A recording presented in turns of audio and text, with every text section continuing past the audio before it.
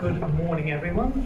My name is David Larkin. It is my pleasure to introduce our keynote speaker for today. Incidentally, I thought this would be one of the few symposia that would definitely run on time, given that meter is, of course, the theme of the day. But we are about 40 minutes early, and we'll continue to do so, I think. But in any case, you will have a biography there in front of you for our keynote speaker, Dean Rickles. He is, of course, not a member of the Conservatorium, but indeed a member of the University of Sydney. He is Professor of History and Philosophy of Modern Physics and a future fellow at the university. Now that sounds quite formidable, and for many musicians who are perhaps slightly scared of mathematics, maybe not this crowd perhaps, it could mean that this talk would be impenetrable. But be assured that this man is, of course, a trained concert pianist as well, so he has, of course, got a lovely interface into our particular discipline. Also, he is practiced at making science comprehensible. From the publications that are listed there, you can see he has a brief history of string theory and the philosophy of physics, both of which are for, I think, generalist audiences. So please join me in welcoming Dean Rickles to address the pertinent question, is meter all in the mind? Thank you, David. I'd like to thank Andrea for organising this event very efficiently, and for Rick Cohn for suggesting me. I'm still a little bit puzzled as to why he did suggest me, because I'm not a musicologist. I'm a bit out of my depth amongst all of these genuine musicologists who really know what they're talking about. So I'll be coming to this from a slightly strange angle, which is influenced by physics and philosophy of physics more than anything, especially, so my field is space-time physics. There are actually a few analogies that you can make between aspects of space-time physics and meter, and I'll mention some of these later. So this talk is partly a review of some interesting conceptual issues in meter theory, and partly a suggestion for making sense of the view that emerges, which is, I mean, I'll answer the question now. Is meter in the mind? Pretty much, yes, it's in the mind. But saying that doesn't quite answer everything. There are still remaining problems, as in, what does it actually mean to say that meter is in the mind? Once we've said it is in the mind, well, in what sense is it in the mind? And what kind of ontological view do we have of meter once we've accepted that meter is in the mind? So I'll suggest a particular view that's due to an astrophysicist called Arthur Eddington, which might offer a nice way of interpreting it and understanding meter being in the mind and the strange way that it is in the mind. So nothing I say here is supposed to suggest that we should replace good old musicological analysis and music theory analysis. I'm not trying to be reductive and say, look, everything is neurophysics here, forget everything else. One of the things that's interesting about meter and tonality, perhaps to a lesser extent, is just how multidisciplinary the approach it demands. I mean, because you've got neuroscience in there, you've got musicology in there, you have aspects of philosophy in there, there are bits of physics in there, bits of mathematics in there, and I think you really do need all of the disciplines to combine in a topic like this. A lot of the interesting features to do with meter has to do with the fact that it's a temporal art. Okay, so it's Victor Zuckerkandl who said music is the temporal art par excellence, and it really is, and a lot of the interesting features that I'll be talking about have to do with the fact that it is a temporal concept that we're dealing with. Okay, so let me explain the pictures here. Obviously you know this is a metronome, you know where the word comes from, metron, to measure, and nomos from law. It's going to beat out law like measures, basically, is what we're looking at. You probably don't know this little image here, but it sort of gets across the view that I'll be arguing for, which is that meter has something to do with, or it involves an observer selection bias, and this clouds the way what we're doing when we're doing music theory. So this picture is due to a physicist called John Wheeler. He calls it the self-excited circuit. The U stands for the fact that he's talking about the universe, and he's trying to figure out the relationship between observers and the universe. And the idea is that in quantum mechanics, and I won't go into the details of this obviously, in quantum mechanics, the observer has a lot of latitude in what gets brought into reality by the questions, the yes-no questions he puts to nature. Right? So you say, is this atom spin up? And you get a yes or no answer, a 0 or a 1. So he thinks because of this, information is basically at the heart of reality. He calls it it from bit. We get our its, our tables and chairs, from these zeros and ones in bits. Come from the questions we ask. So basically we're sort of bringing about the universe by the questions we're asking. And I think in a strange way, especially when we're looking at meter, when we're analysing the meter in a piece of music, what we're doing is sort of analysing ourselves, because the reason why the meter is like that is because of the certain constraints and thresholds and all of these kinds of aspects to do with our own brains. So I think what John Wheeler said of quantum reality we can kind of say about musical reality. And I think the same thing would hold for tonality, for the concept of tonality as well. So this gets the idea I want to suggest across. This is a quote from Sir Arthur Eddington. So he says that we found a strange footprint. Are these visible, by the way? Yes. We have the lights up now. We found a strange footprint on the shores of the unknown. We've devised profound theories, one after another, to account for its origins. He's talking about the laws of nature here. At last we've succeeded in reconstructing the creature that made the footprint, and lo, it is our own. But basically, I think that's what we're doing. When we're analysing music, we're analysing features of ourselves, basically. And meter is a really nice way of getting this position across. So the position in question is known as selective subjectivism. So it's supposed to be an epistemological theory that incorporates these sort of observer selection effects. Right? It was intended to be used in physics, as I've mentioned, but I think it could be a useful novel position in musicology. So I mean, in music theory, we often think that we're probing some sort of eternal realm. I think there are probably some Platonists in here who think that when they're doing music, Rick Cohen's one, right? He thinks that there are these just eternal laws and we're probing them.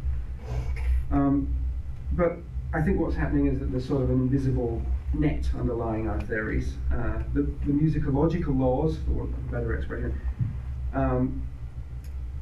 So what's really being studied is the constitution of this net, which is a subjective thing. And it's based on our cognitive and physiological makeup. So the object of study, the thing that we're studying, is entangled with our nature as observers, the studiers. So this, I think, is a selection effect. A quick example of a selection effect, in case you don't know what one is like the concept of fine-tuning, right? Some of you will know this, I'm sure.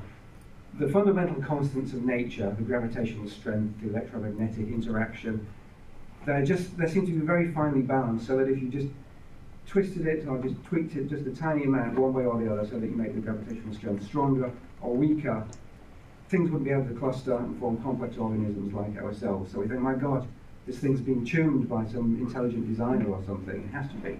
But obviously, if we weren't here, we wouldn't be finding this particular level of tuning. Okay, so this is an example of a selection effect. I think something similar is going on in music theory.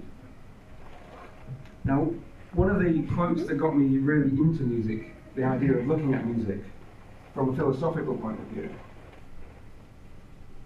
was this quote by David Lewin. You all know David Lewin. He's like foremost music theorist at Harvard and so on. So if this guy is saying, actually I'm not really sure what a theory of music might be, then there's interesting things to look at in there, I think. And one of the things you do in physics, of course, is deal with theories. So, yeah. So this got me very, very interested. I thought, well, let's see what these things are. What are these musical theories doing? What are the objects? What kind of structures are they? Do they have similar appearance to theories in physics? And I think often they do. So now what I think he's referring to here is the strangeness of music as an object of study, and this refers back to what I was just talking about a moment ago. The structures are ambiguous as to whether they're referring to external objective principles or something else, some subjective internal features of consciousness or observers. So I think that's what he's referring to.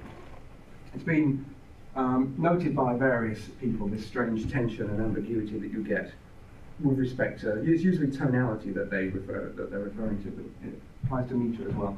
Now this is from a response to a review of Guarino Mazzolla's book, where he again makes the same point. Music theory and music itself is the creation of human beings.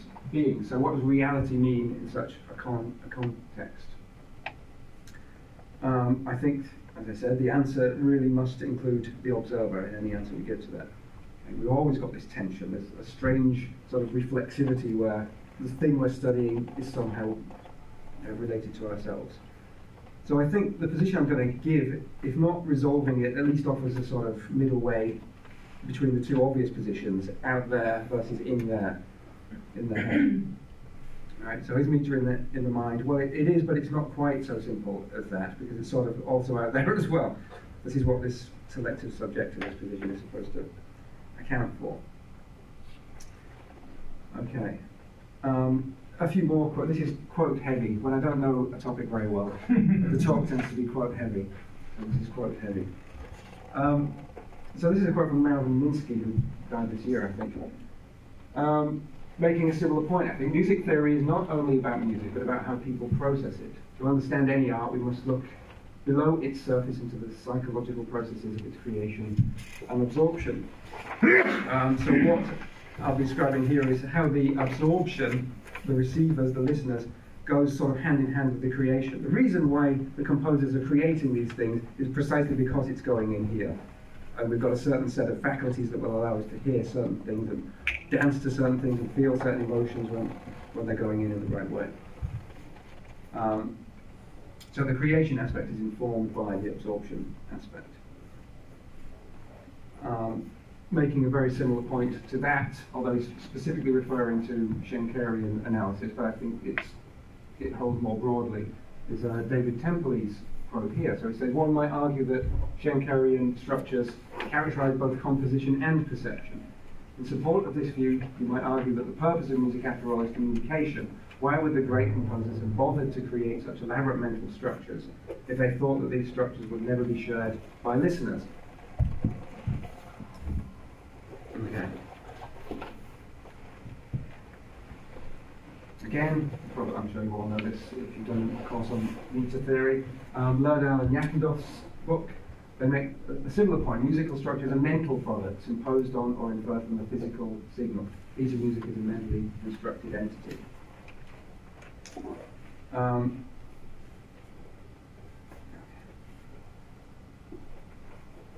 I expect you will have gone through this book as well in Rickles' course, maybe, I'm not sure. It's Justin London's Hearing in Time. So I borrow quite heavily from this book because I think he's spot on in a lot of ways about what meter is. I'll be explaining his theory later on, how it's a form of entrainment. So you've got two oscillators coupling to one another. So he writes that the various capacities and thresholds that have been studied and quantified in the psychological laboratory are content aspects of musical practice.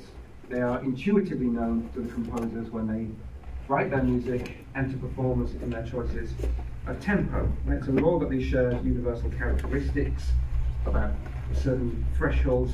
We have a specious present. We can only hold so much in our head at once. It's no good if a composer starts writing things that somehow leak out of our ability to hold a musical theme in our head at the same time. So your compositions are forced into the constraints that are produced by your brain. Okay, so we have these sort of what Justin London called entrainment windows. Right? Certain themes, certain things have to be forced and compressed into what our brains can handle. Okay. Right, so limits on perception will bias listeners and composers towards certain meters at certain tempi. That's how you get your effects. So a musical composition is successful. This brings me on to the second thing that got me interested as a philosopher of physics and a physicist in looking at musicology and music theories, which is this quote that's used by so many people, I've noticed, by Milton Babbitt. Where he writes that every musical composition justifiably may be regarded as an experiment. The embodiment of hypotheses is to certain specific conditions of musical coherence. So, I mean, the relevant question for today is what constraints generate music that sounds musically coherent? So I think ultimately this is a question for psychology, physiology, biology, anthropology, as much as it is of musicology.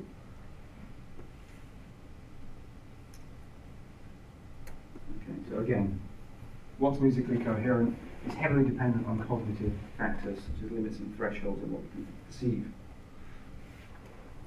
So we have these, so if we're asking what is meter, we have basically two broad positions. I call them the minders and the worlders. Right. So there's an ambiguity over whether it's something in our head or whether it's out there in the world. Out there in the world could include positions like Rick Cohen's, where it's some platonic realm, as long as it's out of the head and objective.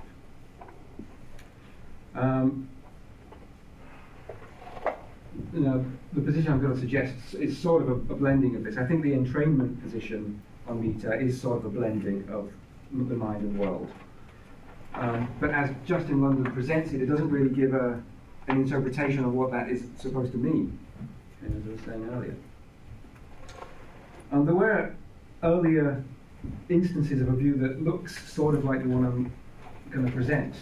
So another passage that's mentioned all the time, this one by Ferti. So he says that the ear perceives the sounds, and then the feelings find a priori the formulae of their associations. The mind compares their relationships, judges them, and determines the melodic and harmonic conditions of a tonality. So again, he's talking about tonality. But the fact is, there's a signal coming in, and then it's the mind that is imposing something on what's coming in. Right? It's almost like, if you know philosophy, you know Kant. It's like there is a category operating on what's coming in, forcing it to appear a certain way and be a certain way. So I think, in terms of philosophy, there's a close relationship between the sort of issues that are going on here and this thing that's called the myth of the given. The idea that data from out there just comes in and it's just given raw and it's not processed, and then we do something about it. So Malcolm Budd applies this to music. He has a book where he goes through this. And his view is that, yes, experiencing music is just given to you. It just comes in. There's nothing going on. You can be trained or untrained. You're getting the same thing. We're all getting the same thing, regardless of whether we're being musically trained or not. A monkey sitting there, or whatever, a little mouse sitting there is going to get the same thing. It's just coming in if it's given. De Bellis has a book called Music and Conceptualization, where he basically says the same thing. Musical understanding and our musical experience is constructed from this raw phenomenological field. There's an alternative view, which I think is more correct, which is due to Nelson Goodman and Catherine Elgin, which is that neither a sensation nor anything else that comes in already labelled. Okay, so there's some sort of active principle that's always going on, but it's especially the case when you're looking at things like tonality and meter. So even things like pitch and rhythm, although we say that there's this separation between meter and rhythm, you hear the accents is definitely going in. It's still processing in some sense. It doesn't come in at various degrees. So they go on. A particular auditory event might be heard as a noise, as a piercing noise, or in any of indefinitely many other ways. To characterize what's heard as the sound of a trumpet or as the first note of a fanfare requires a good deal of background knowledge. Even to recognize something as a sound requires knowing how to differentiate sounds from other sources of sensory stimulation and how to segment auditory input into separate events. So there's no such thing as a given. The myth of the given is false, basically. And it's especially true when we look at things like tonality and meter. So a nice way of thinking about this mind-world distinction is to ask whether the concept that you're interested in is heard. So it usually gets mentioned about tonality. So Nick Cook has an article called Perception and Perspective from Music Theory, in the book called Musical Perceptions, where he asks exactly this: is tonality heard? And we have exactly the same tension here that we get with meter theory. Right, so this is from Barry Hyer, who has a discussion of tonality. So he says that there's this tension as to whether the term refers to objective properties of the music, its fixed internal structure, or the cognitive experience of listeners. Right? There's exactly a parallel discussion, and there's a parallel distinction. Is it perceptual? Is it the brain, or is it objective? So is meter heard? How we answer this basically gives us our response to whether meter is in the mind or in the world. Like if we hear it, it's coming out and we hear it, then it's in the world.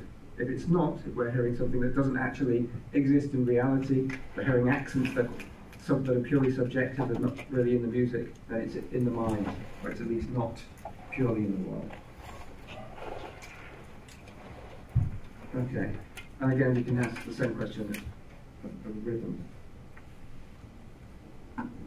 Okay, so the usual idea is that meter is about beats and rhythm is about pulses. And we hear pulses. Pulses are real, objectively concrete things that we hear. And meter isn't. Meter is something imposed by the mind. So this is terminology that Epstein has this really nice book on time in music. So this question has also been discussed with respect to meter. Right, quite explicitly. Do we hear only rhythm, or do we hear the meter too? Right, remember, by hearing means do we directly perceive something that is out there and it's a faithful representation that we have when we're hearing it. So the conductor has to beat the meter at the time in order to keep his men together. Is the time, this is an old book, so it says keep his men together. Is the time that he beats also a part of the direct experience of hearing music?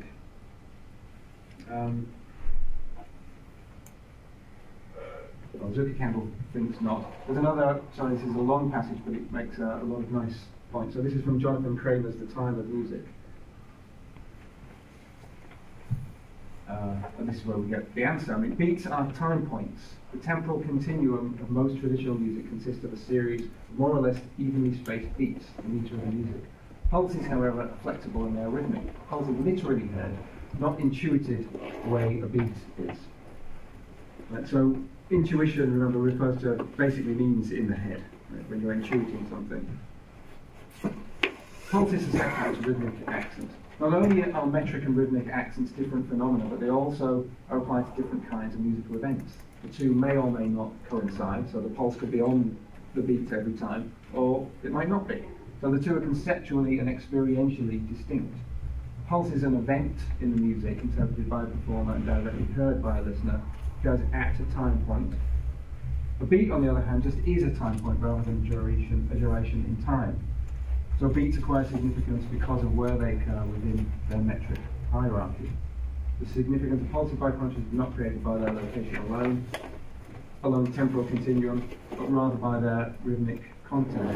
So we have something, and I'll refer to this again later, that sort of looks a little bit like meter has something to do with like an absolute time where it's not visible, it's not observable, it's something internal. And then the pulses are sort of like relational time where you can pick it out because of some concrete event that's happening there, like a clock ticking or something. Performers and listeners use the information in the composition to understand where the beats fall and how strongly accented they are, but we do not literally hear beats. We experience them, we feel them, and we extrapolate them by means of mental processing of information. But we cannot hear something that is a time point, that has no duration. We react physically and emotionally to meter, but we do not literally sense it with our eardrums. So I think it's certainly the consensus view that meter is something mental that's imposed. Right? It's well understood that we add subjective accents that are just not there in the signal that's coming in. Right? The question is, what sense do you make of that? Again, from Justin London's book, so there's a sense in which meter is never heard. One, that is the only one, retains its structural role, its place, whether or not it's marked by a note or a drum hit. And if there are audible events on each beat, we hear a rhythmic pattern, not a meter. And yet, a music theorist might say that meter is a necessary part of the structural representation of a piece of music. So we've got this thing that is in the head, yet it's somehow part of the music as well. So your piece of music is also pulled up into this subjective, this notion of being a subjective construct rather than something objective. So weirdly, philosophers haven't looked at this aspect very much. There are obvious interesting ontological issues here about what is a piece of music. Right? You can see straight away that this is showing if tonality and meter are a central part of the representation of music, and they are not objective, then you've said something very interesting about what a piece of music is, and all this discussion that's going on at the moment about whether it's real. Anyway, I won't get into that. They need to be looking at this stuff.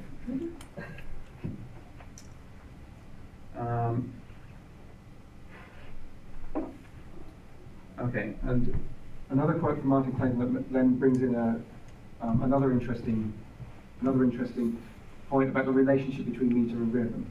So he says that meter is not itself audible again, and so can't be construed as other than on the evidence of rhythmic sounds and actions. Conversely, meter tends to direct rhythm and even to suggest or generate rhythm.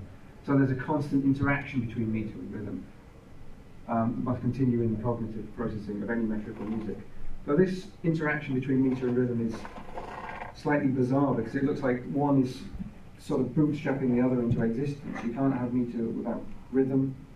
So we sort of infer our sense of meter from the rhythm, but the rhythm is coloured by the meter, which is coming from that. So there's this weird circularity that's going on. I'll return to that aspect in a moment. It has to do with the cause and effect relationship between meter and rhythm. So somebody who I've been getting quite into lately is this guy Tecumseh Fitch. Has anybody heard of Tecumseh Fitch? He's a biomusicologist, and he studies things like how meter relates to dance, and whether dance, meter, music, and language are basically come from the same mechanisms, and he thinks that they do come from the same mechanisms. And he has some great papers. He's a brilliant writer. So he points out that rhythm and meter are dangerously polysemic terms. And they are. I mean, lots of people mean very different things by these, I've noticed, and it often depends on your disciplinary background. I mean, a nice thing to do if you haven't done it already for this kind of symposium, I suppose, would be to nail down what the hell do you mean by these terms, just so we know we're all talking about the same thing.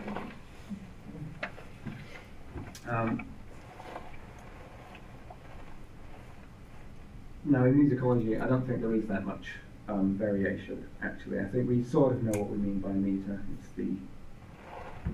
It's the measures, but it gets more complicated when you start looking under the surface, of course. Okay. So how does it? So, I mean, I think it's clear that meter is in the head. We now have to ask, well, how does it actually work? How does meter work? So again, from Just in London, it involves our initial perception as well as subsequent anticipation of a series of beats that we abstract from the rhythmic surface of the music unfolds in time. So we'll have a look at how this abstraction is supposed to work in a moment. So this is how a professor should look, I think. I think I need to start wearing bow ties. It's not a proper professor. So this is the sort of approach due to Lerdahl and Yakundov. Right, we start with some sort of stream of raw events, an auditory signal. We extract a pulse where these little things are isochrones, they have the same duration, and nothing's been accented yet. So that's like our raw data stream in the head once it comes in. And then we are supposed to, from this and from some background knowledge, I suppose, introduce our meter. And this will then give us our sort of groupings and certain accenting notes. And in Lerdahl and Yakundov, you have a sort of beat level. Okay, and it's this hierarchy that gives you the sort of sense of hierarchy in strong and weak beats, which gives you your sense of meter. Okay, so it's quite useful to think in terms of these trees in time like this.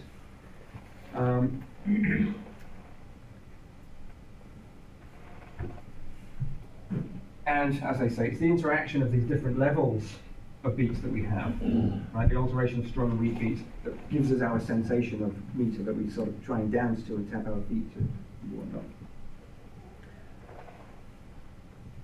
And this is what we directly experience. The pulse extraction is just a signal coming in, and then we have these mental stages here. So both, I mean, this is odd. So both, on this view, both pulse and meter are stuff of the mind. Okay, inferred by a listener, and they're not found in the raw acoustic signal, which might be okay to distinguish like that. But I mean, this sort of pulse extraction is a very low-level task. I don't like saying that this is in the mind in the same way. It's very different in character. So when you're inferring the meter, obviously what you're doing is choosing a particular location in this stream as your downbeat, your one, which is then going to serve as your dominant or head node, and your root here. And then you've got to build your hierarchical structure around that. Pinning your meter onto the rhythm will then entail some sort of grouping structure, as I mentioned, and then that's going to be applied to any incoming stream, to any further data that comes in. Okay, so this is like what I was mentioning earlier, where you're operating on some objective stream that's coming in. Right? So it's some subjective feature operating on an incoming objective stream. This is where the selective subjectivism will come in. Okay, so obviously if you've got waltz time, you're going to group events into groups of 3, corresponding to 3 crotchets. Where the first one gets the strongest beat. If it's a mazurka, the second and the third will get the strongest axle. To dance properly, this is where Tecumseh Fitch's work comes in. I'm not going to go too much into that. To dance properly, you need to know where that downbeat is coming in, obviously. So again, we have this strange reversal of what we might expect to be happening. Usually we'd think stuff comes from out there and it comes in here, and then we process it. What's going on is that it's basically the other way around. Our subjective thing is being reversed and it's acting on the objective stuff out there. Very Kantian indeed.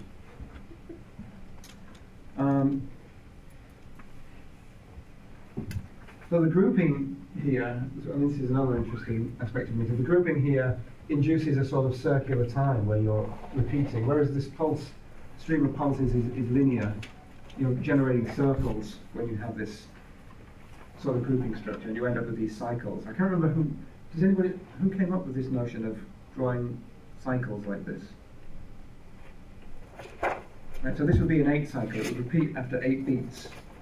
Okay, so you'd record time, you'd have an 8 cycle. The beats are organized in meters. You'd have little sub-harmonics of the beat frequency.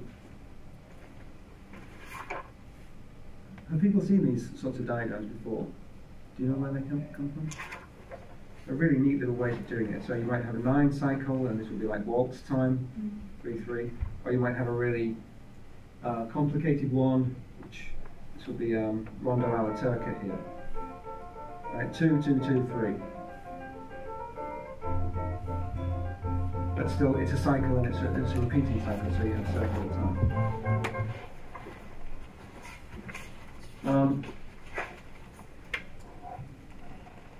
Okay, so we now have so in that we can sort of get a distinction between the notion of time, which is not observable, and events, which have to do with the pulses. So we've got this distinction. There's an observable bit and there's an unobservable bit. And these are correlated with meter and pulse. Right? Pulse has to do with time points, unobservable, we sort of intuit them and project them on. Events have to do with pulses, we observe them, they go in and they're directly observed. So time is basically an abstract parameter in this. So the subjectivity of meter that I'm referring to has to do in some sense with the unobservability of time. Okay, I'll return to this idea in a moment. The objectivity, concreteness of pulse has to do with its observability by concrete events.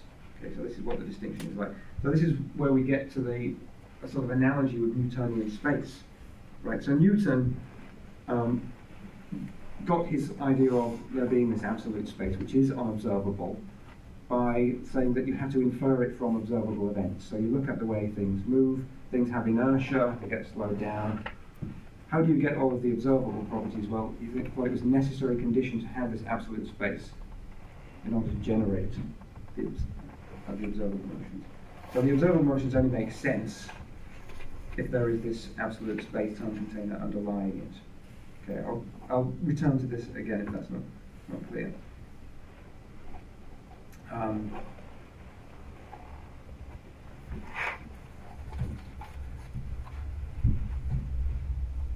Okay. Now, some things that relate more closely to the idea of this sort of absolute space-time container and the idea that the metric is functioning in a sort of similar way in music theories, i.e. as this rigid frame forming the backdrop against which the observable rhythmic concrete pulses happen. Can be found in this quote. Again, this is from David Temple. So he says, a metrical structure consists of a framework of rows of beats, where beats are points in time, not necessarily events. The meter of a piece must be inferred from the events of the piece. As I said, in Newton's physics, what you're doing is looking at observable stuff, because that's all you can do. You can only observe observable stuff and then infer the existence of space and time from them. Once the meter is established, the events of the piece need not constantly reinforce it and may even conflict with it to some extent. And you obviously get conflicts and things like syncopation, which make a leaf rag down there. In this sense, a metrical structure is best regarded as something in the mind of the listener, again, rather than being present in the music in any direct way. I was going to... Okay. So this is Steve Reich's piano phase. This is a situation where you quickly set a nice metrical grid, and then you have something that conflicts with it, but you retain your metrical grid, even though it starts dephasing. You've got your original metrical grid, and the reason why it suddenly sounds right again is because it clicks in relative to your original background structure, this metrical grid, right? And it will dephase, and then it will come back in, and it's when it comes back in relative to your original metrical grid that you feel good and you go, oh, thank God. So the metrical grid is sort of functioning as this sort of background container against which your rhythmic patterns are making sense and getting their coherence. Okay.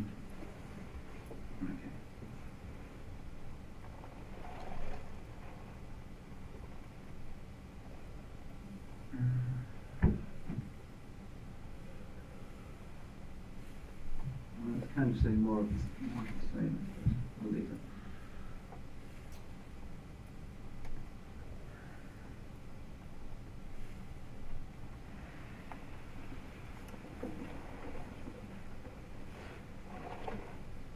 I will leave that. So, focusing again on the idea that the meter is functioning as this kind of backdrop, we have a similar passage here from this book by America, where it's pointed out that the function of meter is to provide a cognitive matrix for rhythmic patterns in order to make their understanding possible. And you see that when you, especially so when you're looking at things like syncopation and the piano phase that I just mentioned. The rhythmic patterns and the dephasing and phasing make sense only relative to this fixed metrical grid that you've got in the background. Okay, so I mean, this idea of meter as a background was expressed very clearly a while back. I don't know how to pronounce his name, Mieczysław Kalinski, which he explicitly defends this sort of view. Right? So there's a meter is a background against which rhythm and the audible rhythmic surface are defined and perceived. It's hard to make sense of the various changes that you get in the rhythmic surface without this underlying background structure. Okay, so again, there are these links to the absolute Newtonian space as a container. And what this container does in Newtonian physics is exactly what the meter is supposed to do in music. It gives you lengths, it gives you your durations, gives you your sort of gives you the velocity of the music, the speed at which things are changing, the rates, the locations of things in time.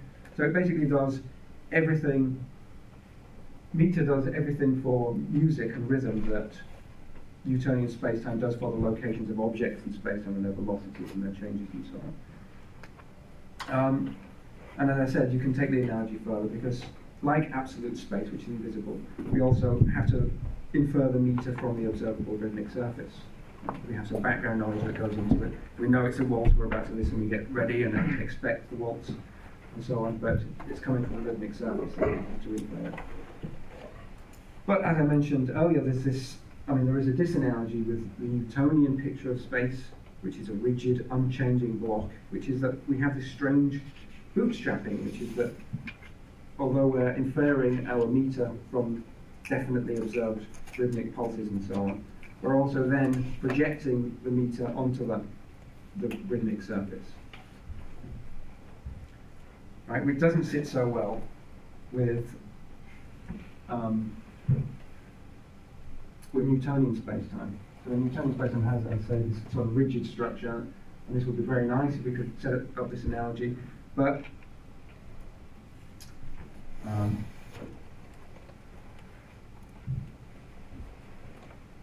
this bootstrapping idea, the circularity of metering causes problems.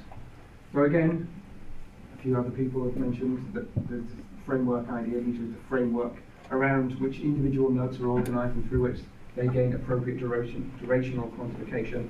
Again, exactly as a space-time metric does. Right?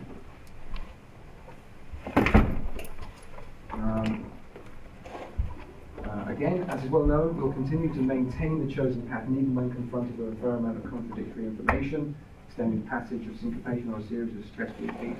In order to break or shift an established metric pattern, we must be presented with a strong and continuing series of cues in order to achieve a metric reconfiguration. So you can have metric reconfigurations. You can't have metric reconfigurations in Newtonian space. The point is there's an interplay here that's not happening in Newtonian space-time. Right? It doesn't matter what the objects are doing in Newtonian space-time, it always stays the same. But it seems to matter what the rhythmic surface is doing. Right? The meter will change depending on what the rhythmic surface is doing. So, now I work on general relativity for a living, and this looks exactly to me like the same thing that's going on in general relativity. It's pushing an analogy, probably a bit too far, but I like it. In general relativity, your metric, your space-time geometry, your metric, will change depending on what you're doing with your mass energy. So at the moment, I'm curving space-time around in this little portion of space here. I can move it over here, and it's now being curved around here. So I'm shifting the metric depending on what I'm doing. But it seems very, very, very similar to the notion of what's going on in meter theory, in the connection between meter and rhythms, right? And this gets us back to the question of whether there's a sort of cause-effect, what the cause-effect relationship is between your pulses, your accents, and so on, and your metrical hierarchy. So it used to be thought in classical music theory that it's your accents that generate your metrical hierarchy. Modern views, it's precisely the other way around. Your meter, your metrical hierarchy, is generating where you think the accents are. So this is another way of viewing the mind-world tension, I suppose. States it very clearly here from just in London again. At sometimes a sense of accent flows from the musical surface to the emerging meter, and at other times from the meter to the unfolding musical surface. It's even visually very similar to how we're supposed to view what's going on in general relativity. And again, with the circuit candle, it's not a differentiation of accents which produces meter, it produces differentiation of accents. So in general relativity, what you have is precisely this kind of thing. That the common slogan, due to John Wheeler actually, who came up with that nice drawing at the beginning, is that matter tells space how to curve, and space tells matter how to move. So you can sort of pretty much replace matter and space with rhythm, with meter and accents, or meter and rhythm, and get the same sort of position.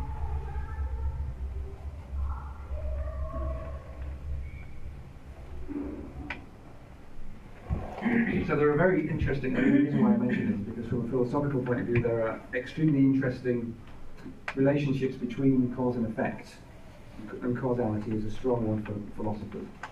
So Victor Zuckerman makes it very clear here. So he says that we see the wrong-headedness of the doctrine that musical time, that is the grouping of beats into measures, springs from differentiation of accents. There's no need for externally derived accents in order to distinguish weak and strong beats from one another, and thus establish the metrical pattern. It's the wave released, this is very wordy, it's the wave released by the regular succession of marks in the time flux that in each case, who writes like that these days? That in each case emphasizes the beat which falls on one. Which beat falls on one brings all the beats between 1 and 1 into a group. The theory that the metrical pattern depends upon accentual differences confuses cause and effect. And the reason it confuses cause and effect is precisely because we've got this strange operation of the mind on the incoming signal.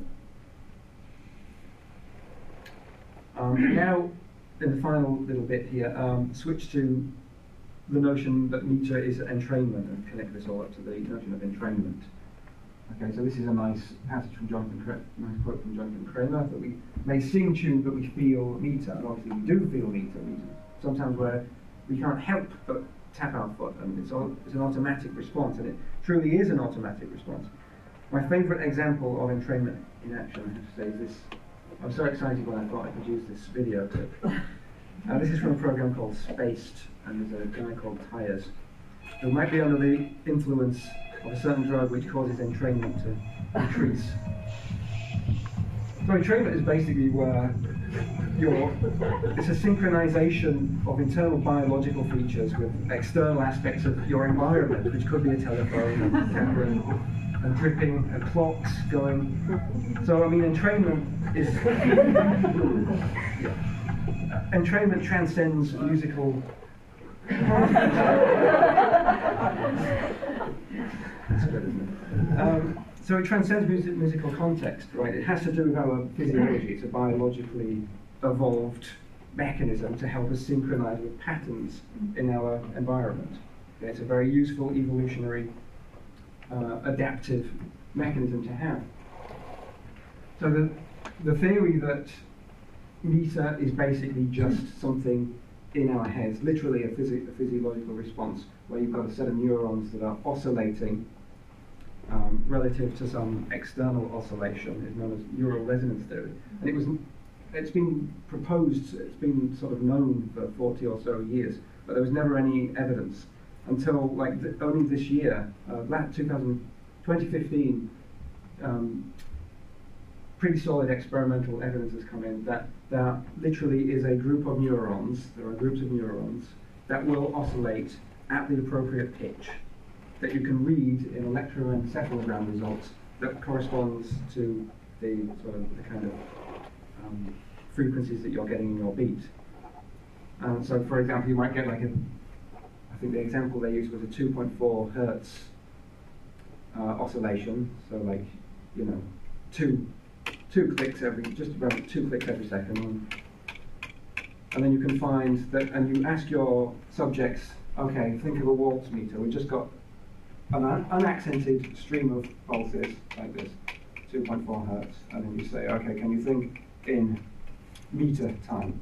And then they will do this is your fundamental frequency F, so you just divide by 3, and you would expect 0.8 hertz, like just under 1 every second, something like that.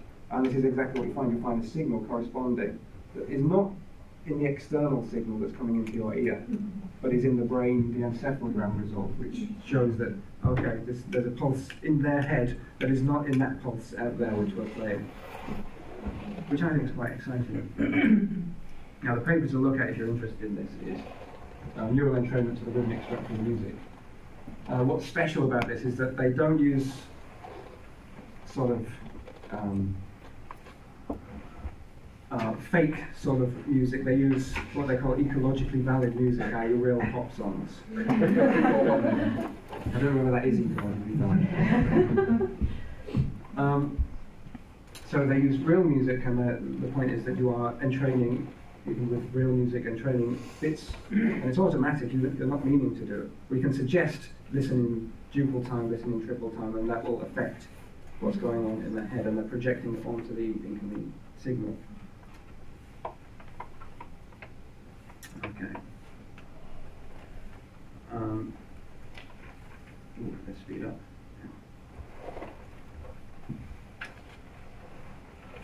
Okay. I mean, it's pretty obvious that this is a useful thing, evolutionarily speaking, to spot patterns in the world. I mean, for one thing, what evolution likes to do is minimize energy and minimize things. If you can spot a pattern, it means you don't have to give it quite the same attention, and you can release the mental load that's going onto that pattern. Right? Oh, it's repeating. That can go into automatic. We can get on with this other thing over here. So I think this pretty much, well, I mean, in my mind, it establishes that meter does have these different origins. It's not fundamentally musical in origin. It does come from this biological mechanism. And what it's doing is providing, capturing the changing aspects of our musical environment as patterns of temporal invariance, things that stay the same over time. Well, the musical environment is just another environment where you're looking for patterns. We're always looking for patterns and invariances because it helps us evolutionarily. Mary Reese Jones earlier said a similar point. And Jeffrey Pressing as well also made a similar point quite a lot earlier. The musical rhythm arises from the evolved cognitive capacity to form and use predictive models of events. a similar thing. You're trying to predict. If there's a regularity, then you can predict that it's going to happen again, and you can predict where something's going to be. So what this shows us is that because, so this leads us to interesting aspects of time again, and how this flows into the way pieces of music are composed. So because musical meter is a kind of entrainment, it's subject to the same temporal limits that have been observed with respect to a large variety of perceptual and motor behaviors. Right, so there's a link between meter and these other biological aspects. Those biological aspects are subject to constraints about, as I mentioned earlier, how much information we can have in our head at once, where we can view it as present.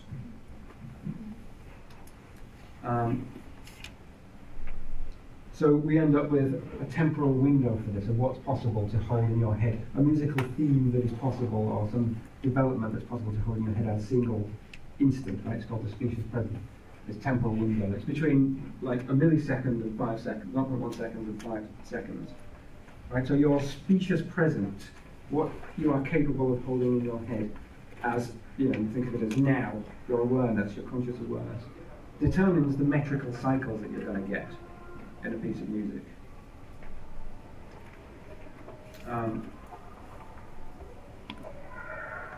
So yeah, I mean, it's usually said to be around 2 to 3 seconds, but these values can vary. So your cycles in your meter have to be compressed within this duration, especially if you want dance music. And you can play around with it, you can compose all sorts of music, but as soon as you go beyond outside that temporal window, other mechanisms are going to come into play. Right, so it's going to go into long-term, into memory or something. You're going to have to use a whole bunch of other cognitive machinery. You can't get the sort of metrical feel if you go beyond that temporal window. You can't get the dance feel. There are fundamental limits on it. So the shortest interval that you can hear or perform as an element of rhythmic figure is about 100 milliseconds. The upper limit is around 5 to 6 seconds. And this is a limit set by our capacities to hierarchically integrate successive events into a stable pattern, just hold them in a sequence. And then finally, just quickly connect this to the selective subjectivism idea again. So under this framework, meter is then a listener-generated construct. And sometimes it's an automatic response. It's intertwined with the musical surface. Meter isn't part of the music in the same way that pitch, timbre, and duration are. This commitment may be more troubling to some theorists than others.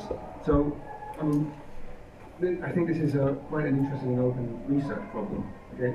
Assuming that we adopt this particular view of meter, what kind of philosophical position do we have? How are we supposed to interpret it? And as I've said, I think, and I'm not going to go too much into it, but this position of selective subjectivism fits quite well. So Eddington's own definition of it is selective subjectivism, which is the modern scientific philosophy, has little affinity with Berthian subjectivism, which, if I understand correctly, denies all objectivity to the external world. In our view, the physical universe is neither wholly, change that to musical reality or whatever you like, it's neither wholly subjective nor wholly objective, nor a simple mixture of subjective and objective entities and attributes. So basically what you're doing is you're accounting for metrical properties of music epistemologically.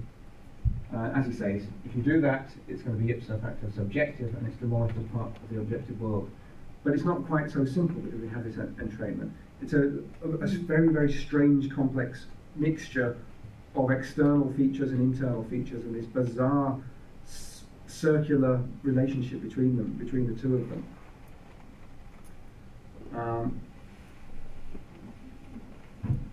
There's a very nice example that you probably heard of before but didn't know it was Eddington, which is the example, this analogy of a net, a fisherman using a net to catch.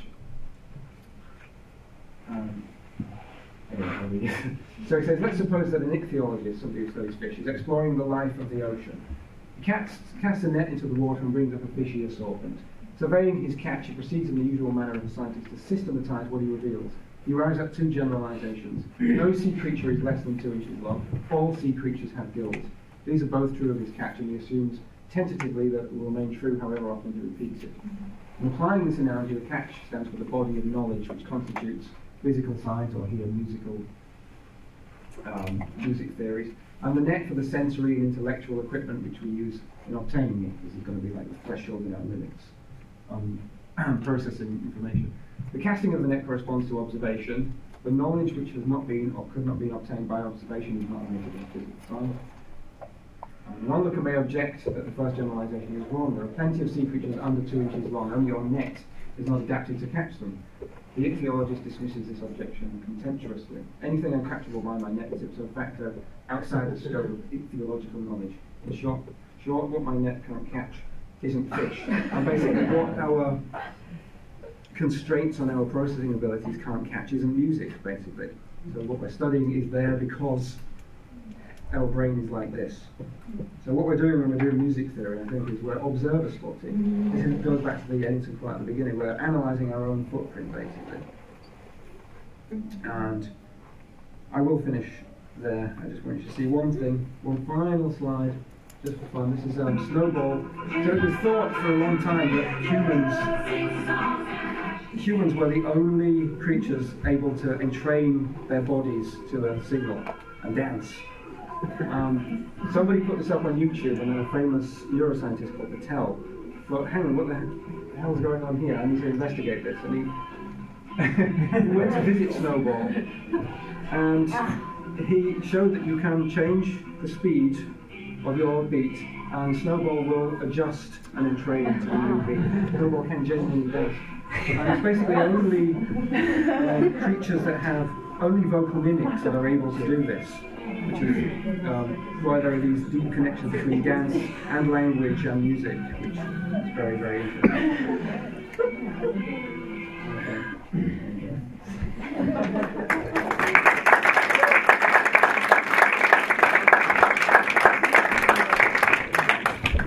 Thank you very much, Dean, for a positively brilliant talk and an impressive realisation that a cockatoo dance is better than I wasn't part of Rick's Meter Symposium, so I imagine there will be some responses from the people who were, because I have a feeling that while Rick may well be a Platonist, he does, of course, acknowledge those kind of threshold limits and the like there. But again, I'll leave that to the class to talk about. I would just like to use the chair's privilege just to ask the first question, and it's to do with the whole sort of the basic premise of excluding the observer in this entity that is meter there. You made an extremely good case for it. It seems to be a no-brainer. However, in practice, if you want to systematize this, you have to assume that all observers are doing or responding the same way, which in a way can lead to effectively sidelining the observer, because you effectively talked about the observer rather than observers, rather than pluralizing those. So while you did include them in the mechanism of meter, they might as well have been just an entity, a single human entity that does this. And in which case, then we are effectively, as I think, marginalizing individual subjectivities.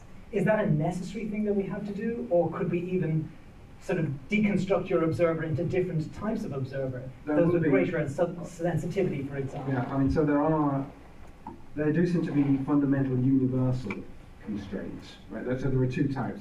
We can sideline some of them, like we all share pretty much the same temporal window. There are others that aren't, where there are individual differences. So the observer, depending on training does matter, acculturation does matter, how they're raised. They will impose different patterns depending on where they're raised. They might be able to have a more complex, slightly wider notion of a present if they're used to, like in Indian music, the themes are so much longer that, you know, it's possible that you can stretch things out. But I mean, the main point is that those thresholds and those limits and those features of the mind are at some level responsible for the kind of music that is being produced and for the metrical patterns that we are going to end up seeing in our music. So there will be some differences. There will be, as I said, just definite, these are universal properties that we can sideline, although we still need to recognize them and say there's an observation selection bias that's there, but you can sort of ignore it. And then there will be individual differences. So there are different types of observers. Okay. Can I make a point about that? Apparently when you record two people playing together or tapping, the tapping studies, say in an orchestra, if you want everyone to hit that note at the same time, if you slow it right down, you won't hear it, but it'll be like this. You know, it won't ever be dead on. Mm. It's very, very uncommon. As it frequently is in recordings, of a final pizzicato after the rest there. Ding dong. Maybe it's not that bad. On the tapping study, there would be a point, the point about these temporal window limits, at which you can no longer hear isochronicity, that it's the same length, because you have no grasp of duration anymore. So you can't say that's the same length. So you'd be like, we wait at the same time, hang on, I don't know. Your clock can't cope with certain expanses of time. That's why you can't dance to it and train yourself to it, because you don't know how long a pause is each time anymore. Okay, we'll get up to questions or comments. Yeah, Jeremy. Thanks, Steve. That was really, really fascinating. I was just, this is a bit of a half-baked thought, but thinking about meter and rhythm and that relationship. Do you have any insights maybe on how that would apply to poetry or speech or things where maybe the meter feels a little bit more objective? That's a good question. Not really looked into it. How would you? Well, it feels to me that there is a degree, maybe a little bit less, but a smaller degree of subjectivity if you're thinking about the meter in poetry, perhaps. I'm not sure there's. I mean, isn't the point that in poetry usually the meter and your rhythm will sort of align more, because you will generally have an accent that's hitting the beat more often. I mean, I suppose, you know, it's possible in poetry to have pauses and play with it, in which case then the meter is going to do the same thing it does in music. It's just that you generally don't have to divide your meter and your rhythm up in quite the same way. I had a conversation with a friend of mine who's a lecturer in poetry, and he says that, you know, the classical theories of meter in poetry are basically very mixed and muddled. So we talk about, you know, long and short syllables, but really it should be accented and unaccented. Whereas in ancient Greek poetry, from which it came, you have these extra things that are called quantity, so length of syllable. So of course you can go to be or not to be, but nobody says that. It's not accentual there. So it's a very tangled issue there, and I'm not sure that temporality lines up with what we're talking about. No, actually, I just remember there's a series of experiments by Diana Deutsch where she records just ordinary phrases, plays them to people, various people, and then she will play a melody that is sort of supposed to go with the music. So then what they end up doing, and this it can last for years later, they will hear just the vocalization as a sort of melody. So it's the mind and you can give the different melodies to different people, and they will hear it as this particular strange melody years later. So it's their mind again still projecting, it's the meter, it's still projecting onto the concrete vocal pattern. There's a distinction again between what's going on in there and what's going on out there. She has a website with these, and you need to do it, everybody, because it's absolutely amazing how your brain will suddenly completely reconfigure itself and force you to hear this ordinary expression in a certain way. And it's like, wow, it's completely odd. It's like an illusion, a strange illusion. This was before auto-tune, wasn't it? Yeah. That a very common sort of thing that auto-tune had used, for example. Did you say Diana Deutsch? Deutsch, yeah, D-E-U-T-S-C-H. Melody, did you do that? That wasn't a hand there. Oh, I can't. Yes. Well, thank you, Professor. I capture the word perception very often during your speech, and occasionally the word sensation.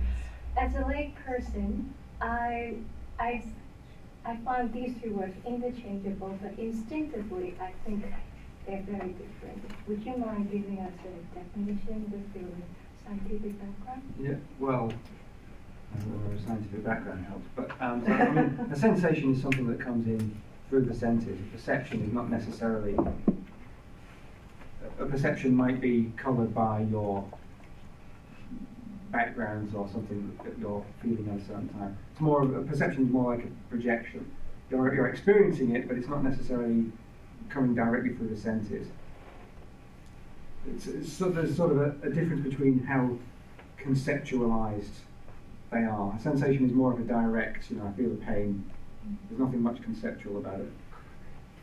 A perception is as Nelson Goodman mentioned in the quote, hearing an F as the start of as a fanfare, or hearing it a certain way, perceive it a certain way. Does that help? So does it contribute to subjectivity or objectivity? Well, I suppose the sensation would be a little more along the lines of objectivity and perception.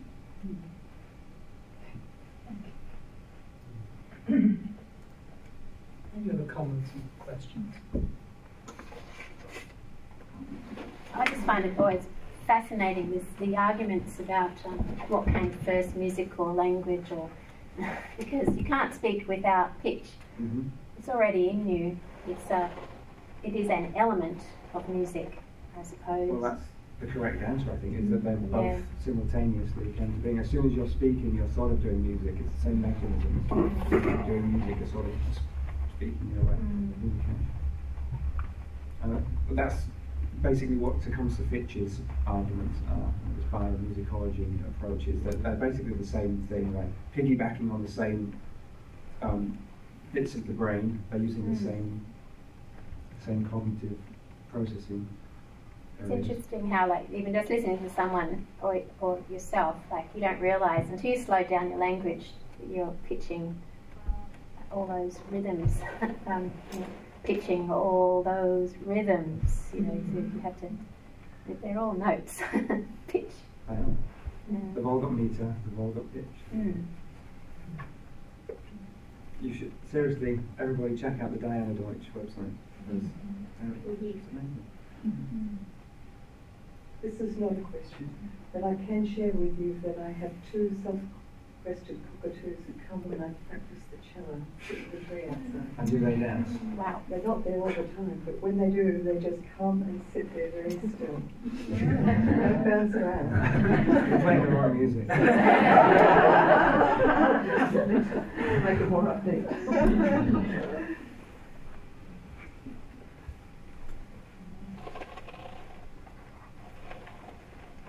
Okay, well, we seem to have reached a natural hiatus at this point. So I think all that remains for us to do at this stage, though I'm sure there'll be opportunities for further discussion over lunch, is to thank Dean once again for a fantastic